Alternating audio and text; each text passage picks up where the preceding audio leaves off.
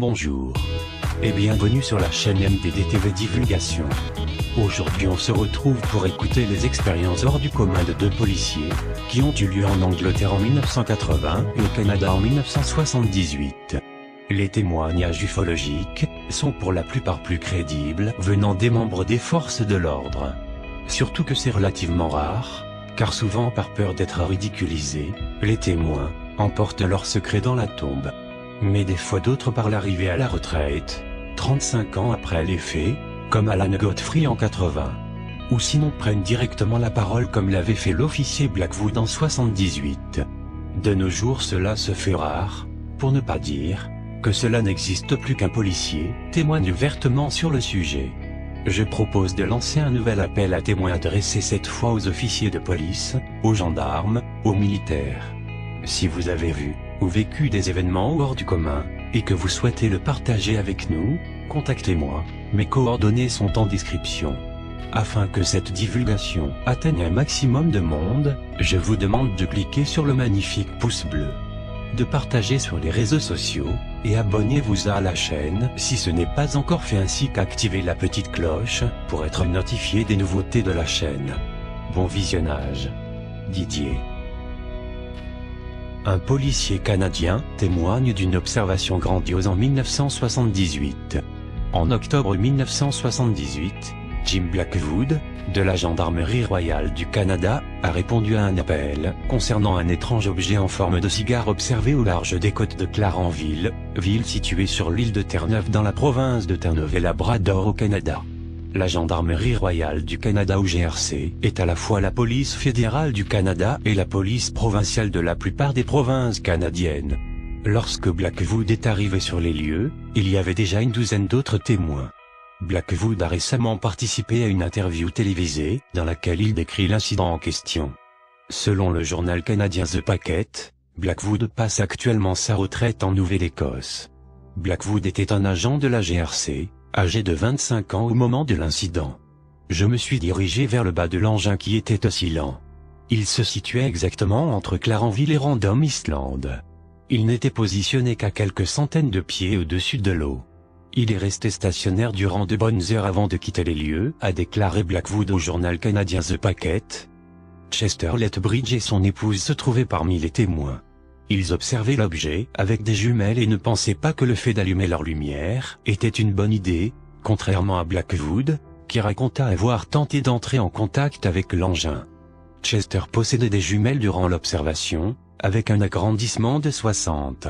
L'objet s'élevait lentement, en augmentant de taille, puis s'est envolé comme une étoile filante, raconte Blackwood. Ce dernier prétend être un passionné d'aviation et estime que l'objet est aussi grand qu'un Boeing 737. Je suis familier des différents types d'avions de toutes les formes et tailles. La technologie semblait bien supérieure à ce que nous connaissions à l'époque, et même maintenant. À cette époque, un vol en provenance de la Jordanie et en direction de Toronto a réussi à observer l'objet, qui aurait même été détecté par le radar de Gander, ajoute Blackwood. Blackwood a hésité à parler de cette fameuse observation de peur du ridicule, mais les médias l'ont ensuite appris et harcelé pour obtenir son témoignage. Un policier britannique affirme avoir été abducté en 1980. Un policier a déposé un rapport officiel auprès de ses supérieurs, et dans lequel il explique avoir vécu un missing time après avoir vu un objet volant non identifié planant au-dessus de lui.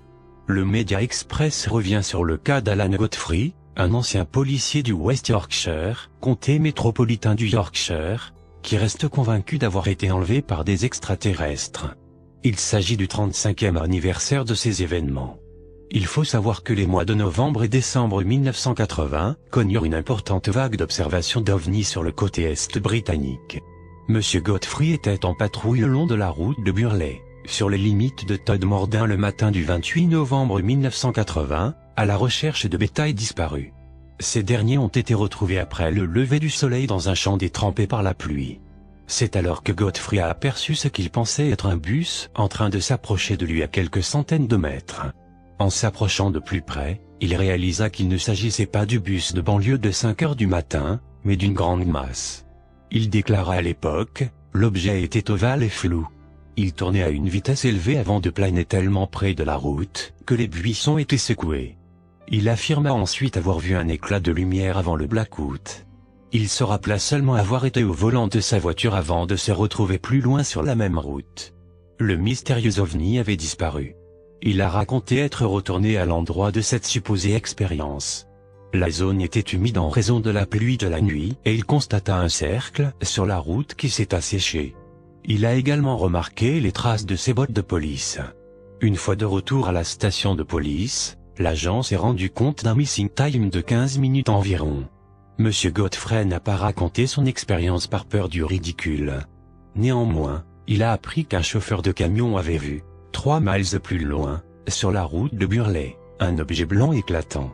Les agents de police de Halifax ont également recueilli un témoignage d'une lueur bleu-blanc brillante en train de descendre vers Tonmorden, dans le même temps. D'autres témoins ont déposé un rapport officiel qui a été divulgué à la presse locale et l'affaire a été examinée par des ufologues.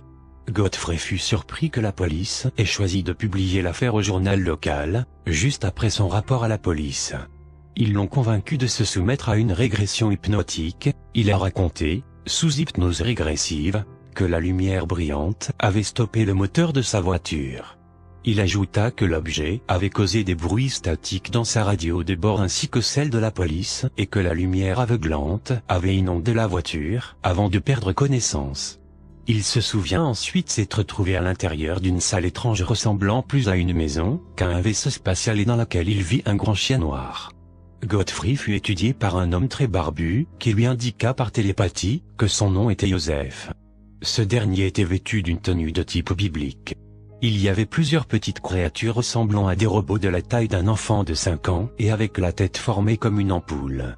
Selon l'ufologue anglaise Jenny Rand, qui l'a interviewé, Godfrey est quelqu'un d'honnête. Rand ajouta, il m'a dit qu'il était certain que la rencontre avec l'OVNI était réelle, mais qu'il ne pouvait pas affirmer que son histoire racontée sous hypnose était le fruit d'un rêve, un fantasme, la réalité, ou un mélange des trois. Des observations d'OVNI de plus en plus discrètes. Rappelons-nous que durant la vague de 1954 en France et dans le monde, les observations d'OVNI étaient quotidiennes, plus ostentatoires, principalement en journée, et l'on comptait de nombreux atterrissages, RR3 par exemple. Ce qui n'est quasiment plus le cas de nos jours, où les observations sont majoritairement nocturnes et plus discrètes en termes de comportement. Il n'existe quasiment plus d'observations d'OVNI excédant 15 minutes par exemple. L'explication serait qu'ils ne souhaitent guère laisser de preuves inéluctables. Et que la démonstration de leur existence était véritablement plus compliquée du point de vue humain dans les années 50. Il n'existait ni smartphone, ni Internet, ni aucune autre technologie capable de mettre en lumière ces ovnis, sauf les articles quotidiens de journaux, qui évoquaient les témoignages étranges que l'on connaît. Il ne courait aucun risque de se faire capter. Rappel sur la non-ingérence du facteur exogène. Si l'intelligence exogène souhaitait laisser des preuves concrètes de sa présence sur Terre, alors elle apparaîtrait tout simplement sur les Champs-Élysées, Times Square, ou durant le JT de TF1 par exemple, et nous aurions depuis très longtemps déjà pris collectivement connaissance de son existence. Ce qui n'est pas le cas. Toutes leurs manifestations semblent parfaitement maîtrisées dans les moindres détails. Ces intelligences supposées exogènes s'arrangent toujours pour laisser un minimum de traces afin que l'on ne puisse pas prouver sa présence sur Terre de manière définitive. On remarque que les observations se perfectionnent en même temps que notre évolution technologique, c'est-à-dire qu'ils déguisent de mieux en mieux leurs apparitions, pour ne pas se faire capter par nos caméras et engins sophistiqués. C'est pour ces raisons que vous ne trouverez quasiment jamais de parfaites vidéos d'OVNI. Ils brouillent volontairement leurs manifestations. Ainsi s'achève cette vidéo, n'hésitez pas à partager sur les réseaux sociaux et à donner vos avis en commentaire. Vous avez mon Facebook et mon Twitter en description, et abonnez-vous si c'est pas encore fait. Merci d'avoir visionné jusqu'à la fin. À bientôt. Didier.